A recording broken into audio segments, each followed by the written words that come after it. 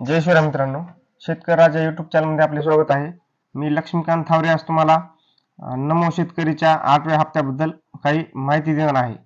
तर नमो शेतकरीचा हप्ता आपला पडणार आहे, पण त्यासाठी शासनाने काही अटी घातल्या आहेत. तर ती अट अशी आहे की आपलं जे आधार सीडिंग असतं म्हणजे डीबीटी अकाउंट, तर बऱ्याच जणांचे डीबीटी अकाउंट हे होल्ड झालेले आहेत. एसबीआयचा असेल तर एसबीआयने होल्ड केले आहे. तर आपण सर्व शेतकऱ्यांनी आपापले डीबीटी अकाउंट चेक करून आपले अकाउंट डीबीटीला लिंक करावे, म्हणजे त्याची आधार सीडिंग आहे की नाही हे चेक करावे. तर त्यासाठी NPCI ही npci.in.org ही वेबसाईट आहे. तर ती आपल्याला वेबसाईट आपल्या डिस्क्रिप्शन मध्ये मिळेल. आणि आपला फार्मर आयडी हा काढलेला आहे का नाही हा सर्व शेतकऱ्यांनी चेक करायचा आहे. तर हा फार्मर आयडी चेक करण्यासाठी पण आपण आपल्या डिस्क्रिप्शन मध्ये लिंक देणार आहोत की तुमचा फार्मर आयडी काढलेला आहे किंवा नाही. जर या दोन गोष्टी, पहिली गोष्ट आपल्या आधार सीडिंग आहे का नाही हे पाहायचं आहे अकाउंट, आणि दुसरी गोष्ट म्हणजे आपला फार्मर आयडी काढला आहे का नाही हे आपल्याला चेक करायचं आहे. जर आपला फार्मर आयडी किंवा आधार सीडिंग नसेल तर आपल्याला नमो शेतकरीचा 8वा हप्ता पडणार नाही, कारण त्यासाठी आपल्याला आधीच ही दोन कामे करावी लागतील. नंतर 8वा हप्ता पडल्यानंतर आपल्याला काही करता येणार नाही आणि ते आपले पैसे येणार नाहीत.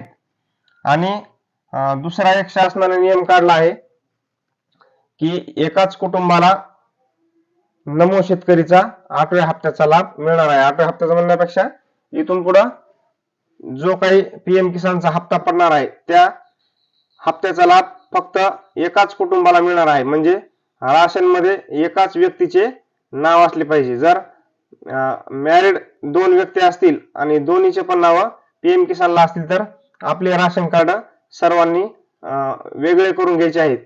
आणि हे लवकरात लवकर काम करून घ्यायचे आहे, कारण बरेच शेतकऱ्याची ओरड आहे. मला कॉल सुद्धा आले होते काही शेतकऱ्याचे की आमचा पीएम किसानचा हप्ता बंद झाला आहे. तर त्यांच्या राशन मध्ये दोन कोणाच्या फॅमिली आहेत, कोणाच्या 3 आहेत, अशा बऱ्याच फॅमिली ऍड आहेत, कारण त्यामुळं हप्ता हा पडत नाहीये. तर हा आपला हप्ता पडण्यासाठी आपलं राशन कार्ड हे विभक्त करायला आपण तहसील कार्यालयामध्ये जाऊन करायचं आहे. तर त्याची प्रोसेस अशी आहे की सुरुवातीला आपण आपले नाव वगळावे आणि नंतर नवीन राशनला अर्ज द्यावा.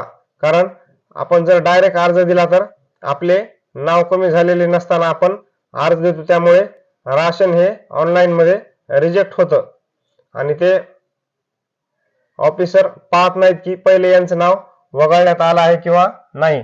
आणि नवीन लग्न झाले असेल तर माहेरकडील नाव आपलं कमी करून घ्यावं आणि कमी केल्याची पावती ही आपल्या सासरकडच्या तहसीलला आणून द्यावी आणि नवीन अर्ज हा करावा. आणि हे अर्ज केल्यानंतर आपल्या बॅनर ऑफिसला जाऊन याची माहिती द्यावी आणि त्याचा फेरफार, जो काही शेतकरी आहे त्याचा फेरफार, आधार कार्ड आणि बँक पासबुक आणि 7/12 एवढी कागदपत्रे त्यांना द्यावी. ते व्हेरिफिकेशन करतात आणि तुमच्या बँकेला आधार सीडिंग करून नंतर तुमची नाव हे पीएम किसान मध्ये ऑनलाईन करतात. आणि अपडेशन म्हणून एक हे असतं ते करावं लागतं. तर अपडेट यासाठी करावं लागतं की मी आता चालू राशन मध्ये म्हणजे चालू वेळेमध्ये नाव हे दुसऱ्या राशन मध्ये लावलेलं आहे, म्हणजे राशन कार्ड हे मी विभक्त केलेलं आहे, राशन कार्ड हे स्पेशल वेगळं केलेलं आहे. तर राशन कार्ड हे वेगळं केल्यानंतर तुम्ही बॅनर ऑफिसला जाऊन आपलं अपडेट करून घ्यावं आणि अपडेट केल्यानंतर आपला पुढच्या हप्त्यामध्ये नाव येईल. जर तुम्ही अपडेट केलं नाही तर तुमचं पुढच्या हप्त्यामध्ये सुद्धा नाव येणार नाही, कारण शासन हे प्रत्येकाकडे लक्ष देत नाहीये की आता ह्या माणसानं राशन वेगळं केलं असेल किंवा नाही. ते आपलंच काम आहे की आम्ही राशन कार्ड वेगळं केलं आहे आणि ह्याचं आता आम्हाला पुढच्या हप्त्यासाठी अपडेट करून द्या, कारण आपण राशन कार्ड करून वेगळं करून निवांत राहतो. आता आम्ही राशन कार्ड वेगळं केलं आहे, आता आम्हाला पुढील हप्ता येईल, पण तसं काही नसतं. तर पुढील हप्ता येण्यासाठी आपल्याला ऑनलाईन अपडेशन हे बॅनर खात्याकडून एक स्पेशल अधिकारी बसवला असतो, त्याच्याकडून अपडेशन करून घ्यावं लागतं आणि त्यांच्या संपर्कात राहावं लागतं की आमचं अपडेशन ऑनलाईन झालं आहे हे कन्फर्म करायचं. आणि कन्फर्म झाल्यानंतर तो आपल्याला एक रिसिप्ट देतो की तुमचं ऑनलाईन कन्फर्मेशन झालं आहे. आणि नवीन पीएम किसान मध्ये ज्यांना नाव लावायची आहेत त्यांनी नाव सध्या चालू झालं आहे नाव लावून घेण्यासाठी. तर आपल्या जवळच्या सीएससी सेंटरवर जायचे आहे. त्यासाठी 2019च्या आतला आपला फेर पाहिजे. तर तुम्ही म्हणता की नवीन चालू झालं म्हणजे आपला आता रजिस्ट्री कधीची पण चालते, पण तसं नाहीये. तर नवीन नाव लावण्यासाठी तुम्हाला पीएम किसान साठी 2019च्या आधीचा हा फेरफार लागतो. आणि त्यासाठी डॉक्युमेंट आधार कार्ड, नवरा बायको दोघांचे आधार कार्ड आणि दोघांचं पासबुक, फेरफार 7/12, 8 आणि पासबुक इत्यादी सर्व गोष्टी लागतात. तर पासबुक देताना एक काळजी घ्यायची आहे आपण की डीबीटी अकाउंट द्यायचे आहे. कारण तुम्ही जर डीबीटी अकाउंट नाही दिले तर तुमचे खात्यावर पैसे येणार नाहीत, याची सर्वांनी काळजी घ्यायची आहे. कारण डीबीटी अकाउंटवर सध्या शासन हे पैसे पाठवत आहे. तर तिथं खातं देताना आपण डीबीटी म्हणजे आधार सीडिंग हे खातं तुम्ही द्यायचं आहे की ज्या खात्यामध्ये तुमचा विमा किंवा अनुदान पडते असेच खाते तुम्ही तिथं द्यायचे आहे. आणि आपले रजिस्ट्रेशन व्यवस्थितरित्या करून घ्यायचे आहे. आणि रजिस्ट्रेशनचे अपडेट त्यांना विचारायचे आहे झाले की नाही रजिस्ट्रेशन कंप्लीट, आणि त्याची तुम्हाला एक रिसिप्ट मिळते. तर ती रिसिप्ट कुणी घ्यायला विसरायचं नाही, कारण ते अधिकारी पुन्हा तुम्हाला बोलू देत नाही की आपण रजिस्ट्रेशन कधी केलं असेल किंवा नाही, याची पण आपल्याकडे काही रिसिप्ट राहत नाही. त्यामुळं रिसिप्ट न घेता कुणीही ऑफिस मधून यायचं नाही.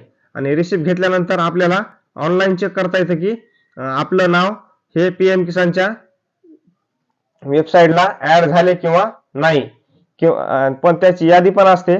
त्या यादीत पण आपल्याला नाव चेक करता येते की 2026 मध्ये, आता 2026 चालू आहे, 2026च्या यादीमध्ये नवीन यादीमध्ये आपले रजिस्ट्रेशनच्या यादीत नाव आले आहे किंवा नाही हे चेक करण्यासाठी आपल्याला रिसिप्ट असते.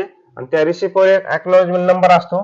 तो नंबर जर टाकला तर आपल्या अर्जाची स्थिती दाखवते. म्हणजे अर्जाची स्थिती काय, तुमचा अर्ज फेल झाला आहे किंवा सक्सेसफुल झाला आहे.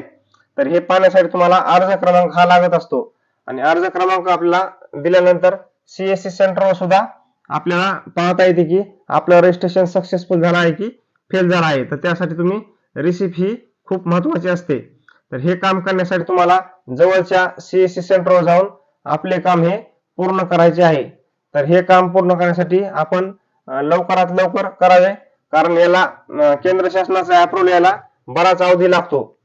कारण इथून सीएससी सेंटरवर गेल्यानंतर आपल्या बँधार ऑफिसला जातं, बँधार ऑफिसनं अप्रूव्हल दिल्यानंतर तहसीलला जातं, पुन्हा नंतर तहसील अप्रूव्हल देतं, तहसीलचं अप्रूव्हल आल्यानंतर पुन्हा त्यांच्या मेन ऑफिसला जातं पीएम किसानच्या, नंतर तिथून ते अप्रूव्हल देतात.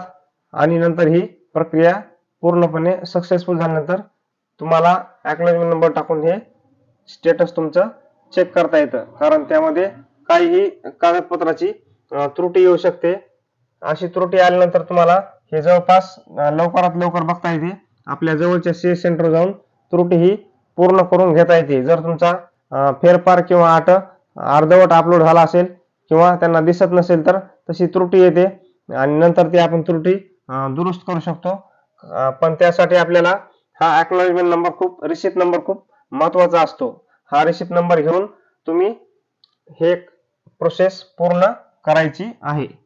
तर आपल्या व्हिडिओची माहिती आपण भरपूर देत असतो, नवीन नवीन अपडेट आपल्या चॅनलवर देत असतो. आपली माहिती सर्वांना आवडली असेल आणि जर कोणाला नवीन माहिती पाहिजे असेल तर कमेंट मध्ये सांगा किंवा व्हॉट्सअप नंबरला सांगा. डिस्क्रिप्शन मध्ये माझा नंबर मी टाकतो. त्या नंबरवर तुम्ही व्हॉट्सअपवर तुम्हाला काही शंका असतील तर विचारू शकतात. शासनाच्या नवीन नवीन योजनेसाठी, महाडीबीटीच्या योजनेची किंवा सोलारच्या योजनेसाठी बऱ्याच शासनाच्या योजना आहेत. शेततळे, ट्रॅक्टर किंवा महामंडळ, आर्थिक महामंडळ योजना, ही महामंडळ योजना ही तुम्हाला बिनव्याजी कर देते ट्रॅक्टरसाठी किंवा तुमचा व्यवसाय करण्यासाठी. तर हे लोन घेण्यासाठी पण आपल्याकडं माहिती अवेलेबल आहे. अण्णासाहेब पाटील आर्थिक महामंडळ, अण्णासाहेब पाटील. तर हे महामंडळ सर्वांना मदत करते मराठा समाजाच्या साठी.